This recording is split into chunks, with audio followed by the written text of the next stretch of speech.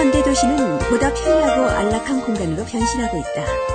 인간의 삶을 채워주는 공간인 건축이 때론 인간의 행동과 생각을 조작하고 나아가 지배하기도 한다. 집을 짓는 건축가의 의도가 그대로 드러나는 공간. 그 안에 숨어있는 사람을 지배하는 건축의 힘은 무엇인가? 건축의 숨은 양면성을 들여다보자.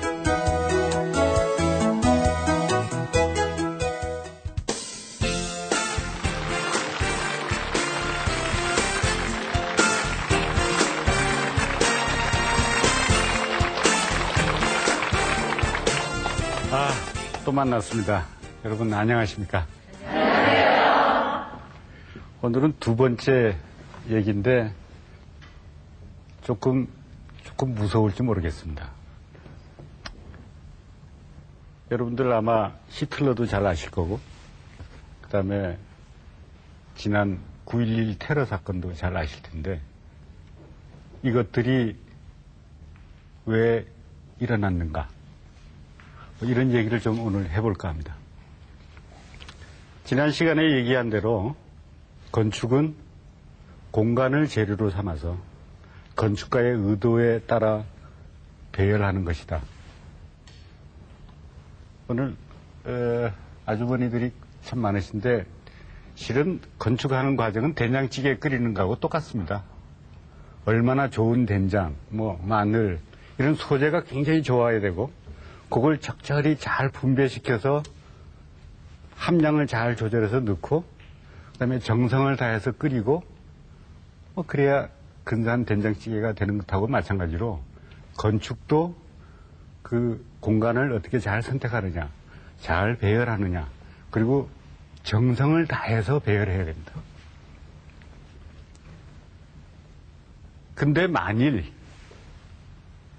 나쁜 사람이 있어가지고 된장찌개 안에다가 독을 넣었다 그럽시다. 그러면 죽습니다.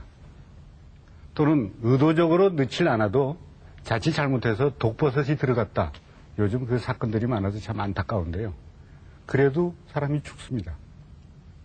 이렇듯이 건축 역시 나쁜 마음을 먹으면 나쁜 건축이 될 수가 있습니다.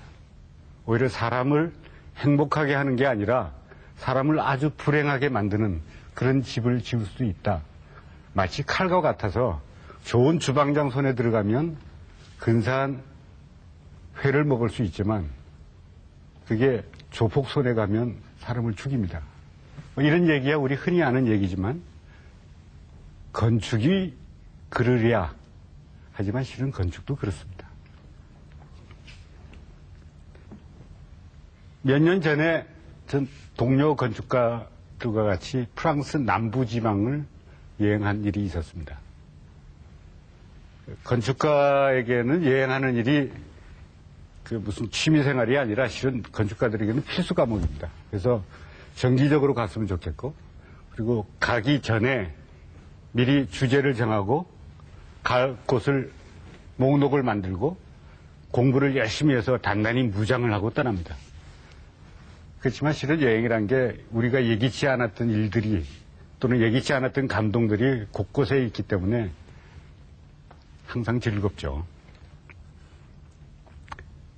그 당시에 저희들이 만들었던 여행의 주제는 풍경이었습니다. 여행의 주제가 풍경이라는 게 조금 이상하게 들리시겠지만 프랑스 남쪽 지방 지평선까지 끝없이 펼쳐지는 밀밭, 그다음 포도밭 이곳을 지나면서 우리는 곳곳에서 건축의 걸작들을 보았고 도시들을 보았고 그 속에 사는 사람들을 보고 그리고 건축가들끼리 열심히 흥분해서 서로 토론하기도 하고 싸우기도 하고 이런 종류의 기억들이 저한테는 아직까지 건축의 아주 중요한 밑거름이 되고 있습니다. 그 여행의 마지막 여정은 느와르 강이라고 하는 강가에 있는 느베르라는 조그만 도시였습니다. 그 도시를 우리가 구태여 간 것은 알랭 르네라는 영화 감독이 만든 히로시마 내 사랑이라는 영화의 현장이기 때문에 그랬습니다. 혹시 그 영화 보신 분들이 계신지 모르겠지만 뭐 이번 기회에 안 보신 분은 한번 보시기를 권합니다. 좀 무거운 영화인데 비디오 가게 쉽게 구할 수 있습니다. 이 영화는 두 남녀의 사랑 얘기입니다. 대개 영화들이 다 그렇듯이. 아주 짧은 2박 3일간의 사랑입니다. 여자는 히로시마의 그 원자폭탄의 피해를 고발하는 영화를 찍기 위해서 히로시마에 온 느베르, 아까 얘기한 느베르 출신의 영화 배우고, 남자는 히로시마에서 일하는 건축가였습니다. 이 도시에 가서 이 영화의 마지막 장면을 떠올렸습니다. 그 마지막 장면을 한번 보겠습니다.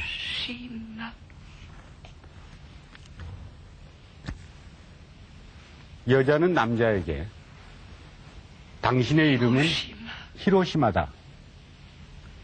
그리고 남자는 여자에게 대답하기를, 그래, 그게 바로 내 이름이다. 우리는 그렇게 영원히 살 것이다. 너의 이름은 느베르다. 프랑스에 있는 느베르. 그리고 영화 끝난다.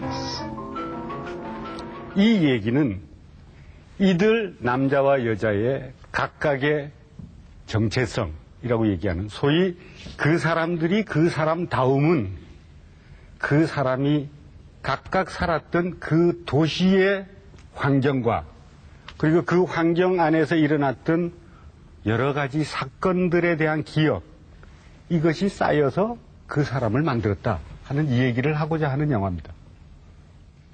다시 말하면 그렇기 때문에 그 사람들의 이름은 바로 그 도시의 이름하고 같다.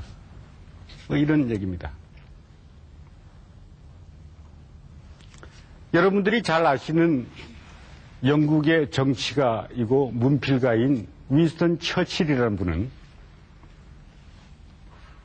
We shape buildings. Thereafter the building shape us라는 말을 남깁니다. 영어가 아주 shape란 말이 반복되기 때문에 영어로 제가 얘기했지만, 우리는 건물을 다듬어서 만든다. 그런 다음에는 그 속에 사는 우리는 그 건물이 우리를 다듬어 만든다. 뭐 그런 얘기입니다. 건물이 나를 만든다. 1930년경에 독일의 슈투트가르트라는 도시가 있는데, 그 도시에 젊은 건축가들을 초대해가지고 건축 전람회를 열었습니다. 바이슨호프 주거단지라는 걸 만들고, 새로운 시대가 됐으니까 이제 새로운 주택을 보여주겠다는 그런 야심찬 그런 전람회였습니다. 이 전람회를 주도했던 미스 반델 로에라는 독일 출신의 미국에서 활동한 건축가는 그 전람회의 캐탈로그 서문에다가 이렇게 썼습니다. 여기서 우리가 디자인한 것은 새로운 시대의 새로운 주택의 형태를 디자인한 것이 아니라 새로운 시대의 새로운 삶을 디자인했다. 이런 말을 씁니다. 다시 말하면 새로운 시대의 삶을, 새로운 주택을 가지고 보여주겠다. 이런 뜻입니다. 지금 제가 몇 가지 길게 얘기한 이 세 가지 얘기, 히로시마 모나무르의 얘기, 그 다음에 윈스턴 처칠의 얘기, 그 다음에 이 바이센호프 시들룽 전람회의 얘기, 이 모든 얘기들은 실은 건축이 또는 도시가 인간의 삶 또는 인간의 행동과 생각을 지배할 수 있다. 좀 더 극단적으로 나가면 조작하기까지 할 수 있다 하는 얘기가 됩니다. 20세기의 건축가들은 그 이전의 건축가들하고 굉장히 많이 달랐습니다. 여러분들 어떻게 보면 우리 다 벌써 21세기가 되긴 했지만 20세기에 살았습니다. 20세기의 건축은 그 이전의 시대의 건축과는 실은 굉장히 많이 다릅니다. 왜 달라졌는가? 그 이전의 사람들이 그러지 않았다는 건 아니지만 20세기의 건축가들은 바로 건축과 도시를 가지고 사람의 삶을 근사하게 만들 수 있을 것이다 하는 것에 주목했습니다. 조금 어렵게 얘기하면 20세기는 산업혁명이라는 게 영국에서 있었습니다. 영국에 있었는 산업혁명 때문에 촉발된 그 이후로 과학기술이 굉장히 발달했습니다. 그 다음에 프랑스에서 시민혁명이 있었습니다. 이 시민혁명으로 인해서 소위 봉건시대가 끝나고 민주주의 시대, 만인평등의 민주주의라는 굉장히 근사한 이상을 획득했습니다. 이런 발달된 과학기술과 민주주의라는 아주 근사한 우리의 주의, 사상을 결합해서 모더니즘, 즉 아주 합리적이고 이상적인 건축을 만들려 했습니다. 다시 말해서 이 세상을 좀 더 낫게, 더 근사하게, 정말 행복하게 살 수 있는 그런 환경을 만들기 위해서 이 건축을 가지고 실현하려 했습니다. 좀 더 심하게 나가면 건축을 가지고 인간을 개조하겠다 또는 인간을 개선하겠다, 더 나가서 인간을 구원하겠다까지 갈 정도로 이들 20세기의 거장들, 소위 르코비제나 미스 반델로에나 이런 건축가들은 이런 신념에 불타서 그들의 신념은 거의 종교적인 그런 것까지 미칠 만큼 아주 그 굳건한 신념을 갖고 있었습니다. 예, 이 르코르비제라는 건축가, 실은 아시는 분도 계시겠지만 20세기의 가장 위대한 건축가 중에 하나였습니다. 그림을 보겠습니다. 이건 스위스 돈입니다. 돈에 10프랑짜리에 르코르비제의 얼굴이 있습니다. 저도 언젠가 우리나라 돈에 뭐 이렇게 나왔으면 좋겠습니다. 그럴 일이 없겠죠.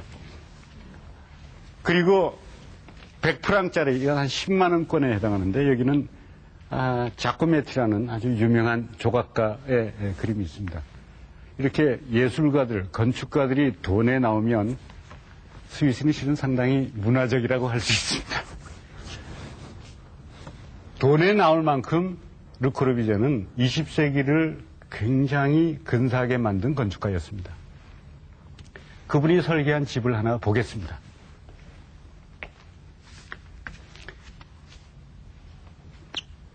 프랑스 파리에 가면 그 구세군, 그 크리스마스 때 딸랑딸랑 하는 그 구세군에서 운영하는 그 파리의 노숙자들을 위한 그런 그 복지시설이 있습니다.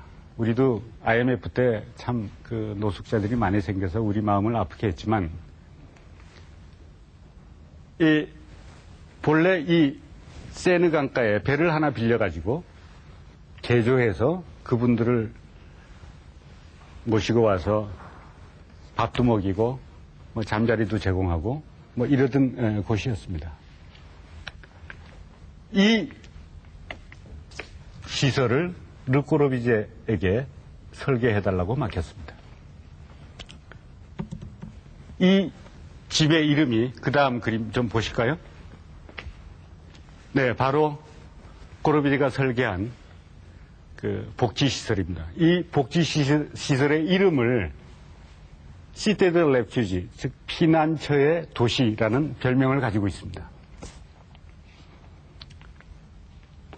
아까 제가 말씀드린 대로 르코르비제라는 건축가는 노숙자들이긴 하지만 이 집에 들어오면 근사한 사람이 될 것이다. 왜?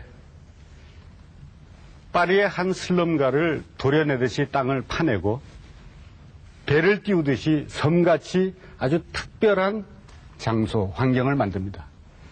그래서 혼돈의 도시에서 다리를 건너서 이 집에 들어와서 이 르꼬르비에라는 사람이 이렇게 설계한 대로 어떤 일련의 과정을 거치게 만듭니다.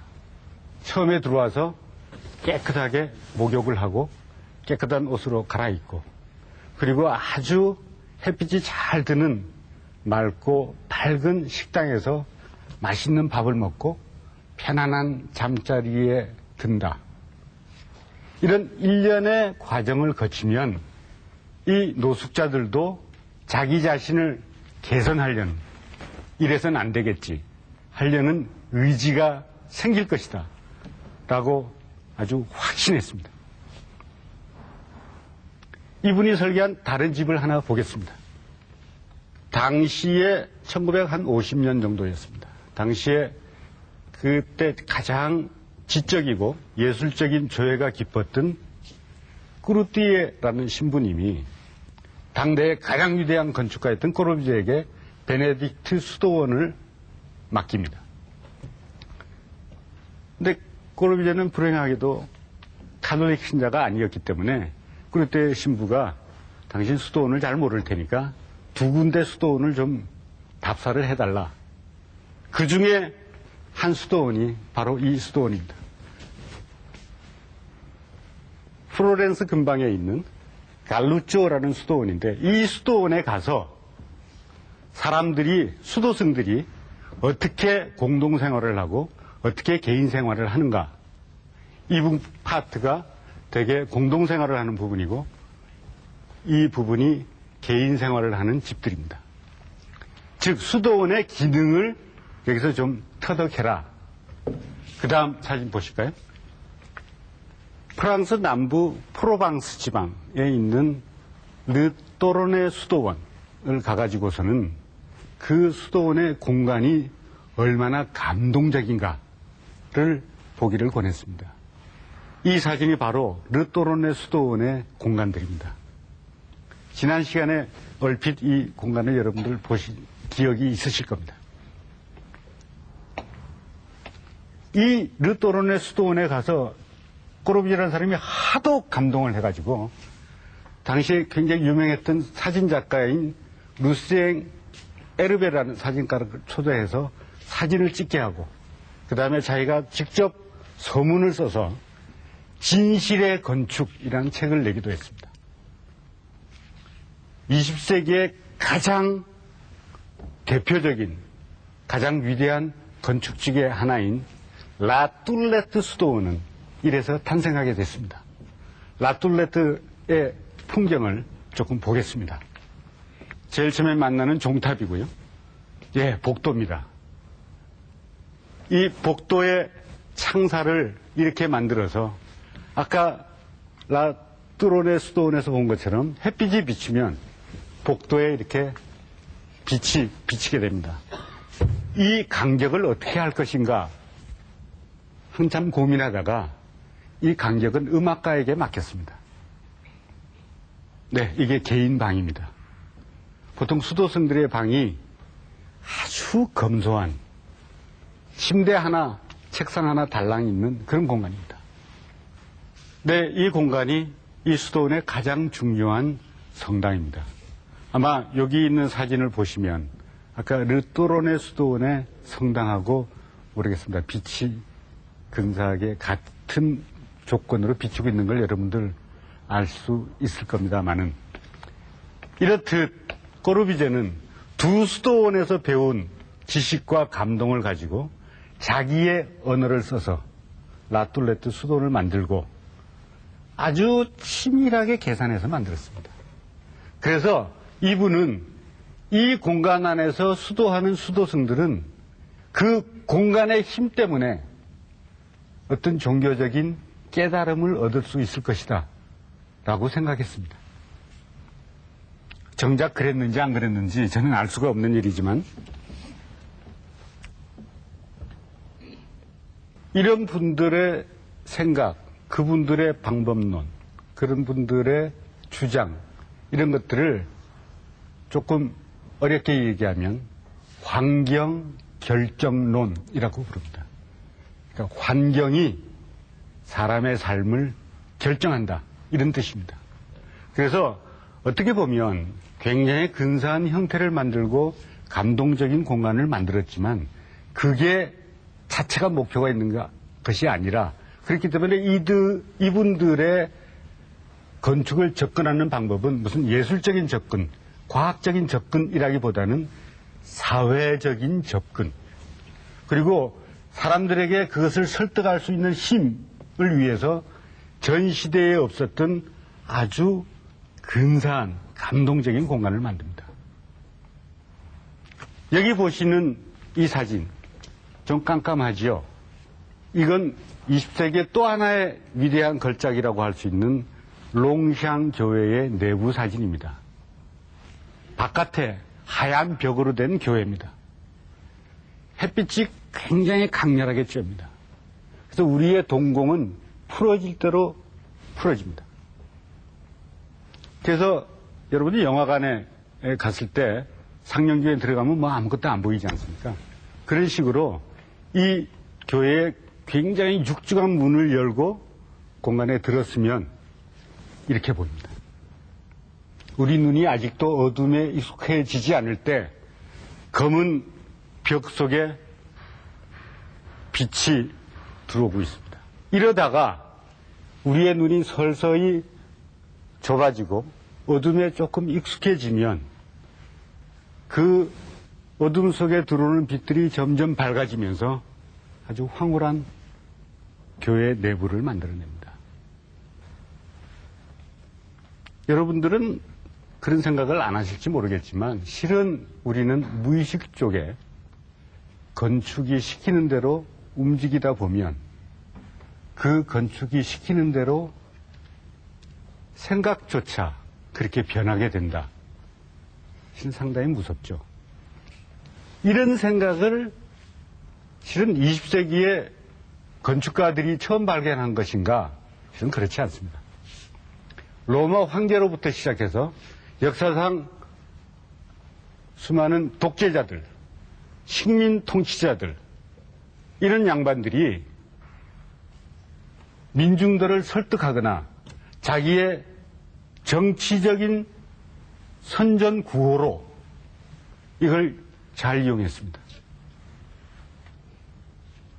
아마 여러분들 뭐 글래디에이터 그런 영화를 보면요, 콜로세움이라는 아주 근사한 극장을 만들어 놓고, 물론 그게 근사한 쇼가 있습니다. 그러면 거기에 모인 사람들은 그거 보고 있다가 뭐 로마 행제가 독재를 하든 뭐 어떻게 하든 그냥 다 잊어버립니다. 그냥 쇼 보고 와 떠들다가 보면 거기에 굉장히 크게 일조하는 것이 콜로세움이라는 건축입니다. 이런 점을 가장 효과적으로 그리고 아주 적극적으로 사용했던 사람이 아돌프 히틀러입니다. 히틀러는 실은 자기 자신이 설계를 했던 건축가이기도 합니다. 그래서 아주 빗나간 마음이 뒤틀린 아주 천재 건축가 조포한테 칼을 준 거죠. 알버트 스피어라는 사람을 등용해서 나치 건축을 만듭니다. 대부분의 독재자들은 사람을 어떻게 선동할까, 좋고 나쁘고 이런 거 다 빼버리고 그냥 무조건 따라오게 만들고, 예를 들면 우매한 민중을 만드는 도구를 크게 세 가지로 생각했던 것 같습니다. 제일 첫째로 사람을 가장 선동시키는 것 뭐라고 생각하십니까? 예? 본드. 예, 맞습니다. 다음. 예. 히틀러는 제일 첫째가 음악이라고 생각했습니다. 그래서 히틀러가 좋아하는 음악이 있죠. 바그너의 음악들입니다. 그래서 바그너 음악을 가장 잘 연주했던 지휘자가 카라얀이었습니다. 그래서 카라얀이 한때 미국 가서 연주를 하려고 했더니 표가 완전히 매진됐습니다. 그래서 기분이 굉장히 좋았습니다. 그래서 끌고 가서 극장에 정작 왔더니 관객이 하나도 없었습니다. 그게 음악회가 되겠습니까? 안 되죠. 여러분 없으면 제가 강의 못하듯이. 유대인들이 표를 몽창 사버렸습니다.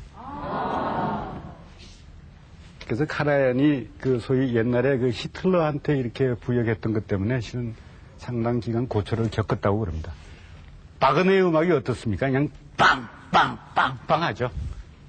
두 번째가 옷입니다. 저도 옷에 신경을 좀 많이 쓰는 편인데 요즘 우리 미국 영화에 꽤 익숙해 있어서 그 나치 군복 보면 좀 썸칫합니다. 특히 그 SS 뭐 가죽 코트 보면 썸칫하지만 만일 그런 선입견이 여러분들 없다고 생각하면 그 군복 굉장히 멋집니다. 특히 그 SS의 가죽 코트 끝까지 쫙 입고 뭐 부츠시 입고 그러면 아주 근사하죠. 요즘 그 옷이 가끔씩 이렇게 모델들이 입고 나오면 참 근사합니다. 그러니까 사람들이 그 옷 입으려고 뭐 나치고 뭐고. 저도 실은 해군에 갔었는데요. 해군 그 세라복이 하도 좋아서 그래서 육군보다 해군을 갔습니다. 근데 전 장교였기 때문에 그 세라복은 입지 못했지만 해군 장교복도 아주 멋집니다. 그 다음이 건축이었습니다. 그래서 그 당시에 젊은 사람들, 그 옷 입고 싶어하는 젊은 사람들, 특히 그 당시의 사회는 참 자유로운 사회였지만 사람들이 어디 소속되지 않으면 좀 불안해하는 것 마찬가지로 그냥 나는 나치당이다. 와르르 몰려가서 에릭 프롬이라는 사람은 이걸 자유로부터 도피했다고 그럽니다. 이런 사람들이 아주 멋진 독일 나치 군복을 갈아입고 바그너 음악이 빵빵 울리는 아주 이 그림과 같은 과대망상의 공간에 들어가면 아까 마약 말씀하셨는데 마치 마약에 중독된 것처럼 자기 의지하고 관계없이 그냥 전부 다 하이 히틀러를 외치게 된다. 그런 뜻으로 이 히틀러의 건축, 알버트 히틀러와 스피어와 빛나간 천정각 스피어하고 히틀러가 합작한 이 건축은 바로 나치 건축은 바로 나치의 광신도를 만드는 도구였습니다. 그래서 건축을 뭐 근사하게 얘기하는 분들도 있지만 권력의 시녀, 독재자의 시녀, 그리고 뭐겠습니까? 부자의 시녀, 뭐 이런 얘기를 합니다. 처음에 순수하게 시작했던 참 이 세상을 근사하게 만들겠다. 보다 나은 세계를 만들겠다고 생각했던 르코르비제나 미스 판델로에 같은 이런 20세기의 건축가들의 순수한 생각이 점점 그렇게 쓰였다 이 말씀이죠. 20세기의 또는 현대의 권력은 뭐겠습니까? 저희 집사람은 돈 좋아합니다. 그래서 맨날 뭐 돈 좀 더 벌어봤으면 뭐 어디 실은 여러분들도 마찬가지일 겁니다. 제 이런 농담 가끔 듣습니다. 근데 이 방송 타고 우리 집사람을 좀 이상하게 생각하면 좀 곤란한데 좋은 사람입니다.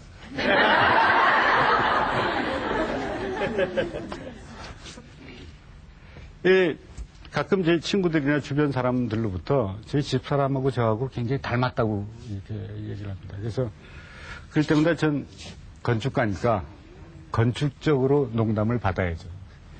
한 30년 같은 공간에 살았으니까 비슷할 수밖에 없지 않느냐. 저 아주 굉장히 독특한 경험이 또 하나 있습니다. 저하고 굉장히 친한 건축가가 한 분 있는데 작년인가 그 건강 검진인가요? 그걸 받으러 갔습니다.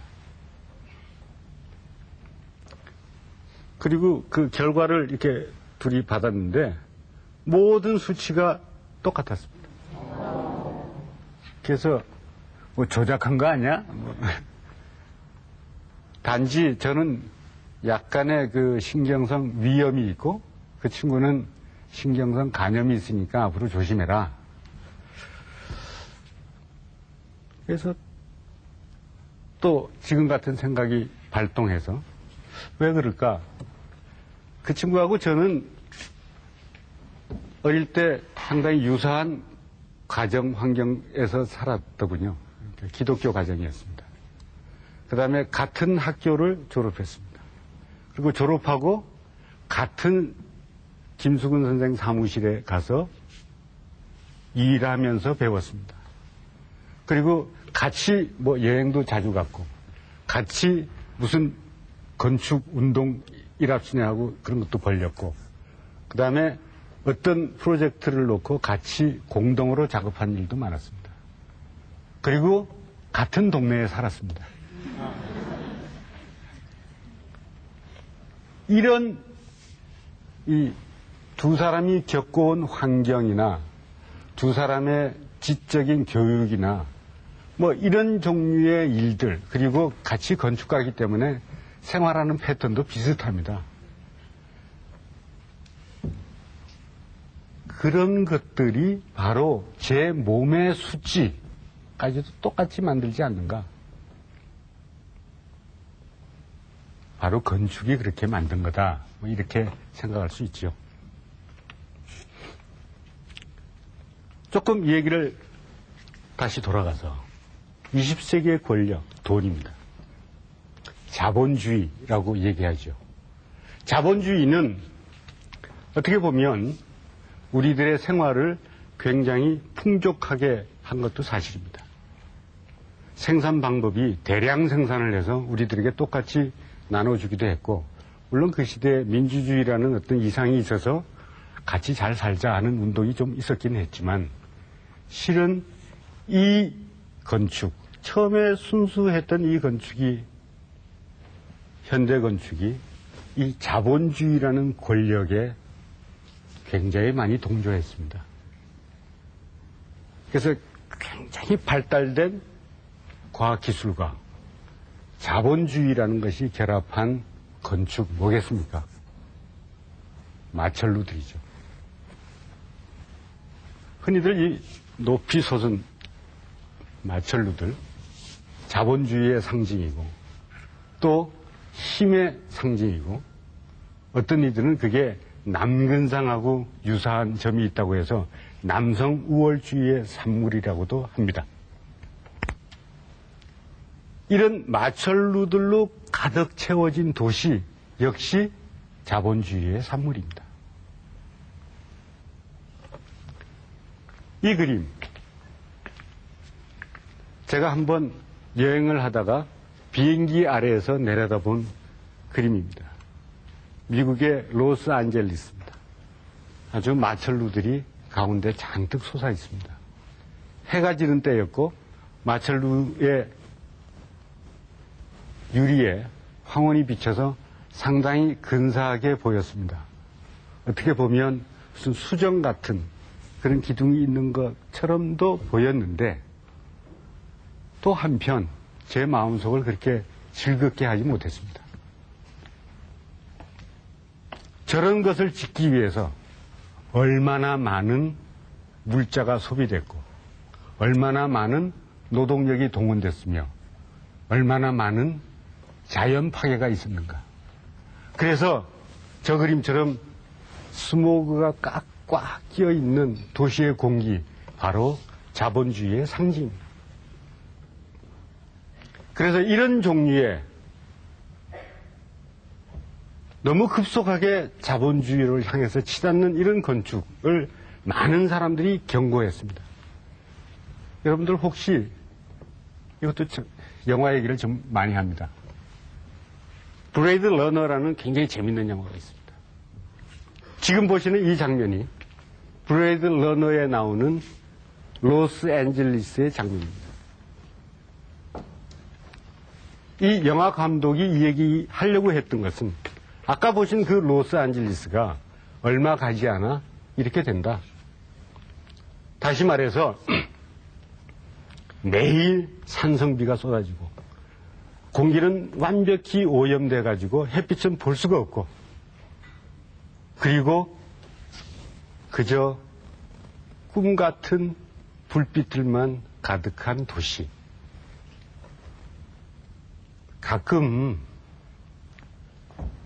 서울이 안개와 먼지가 쌓여서 스모그로 휩싸였을 때 황혼이 지면 이런 굉장히 근사한 빛깔이 되긴 하지만 어떤 때 그 빛깔이 핏빛으로 보일 때가 많습니다.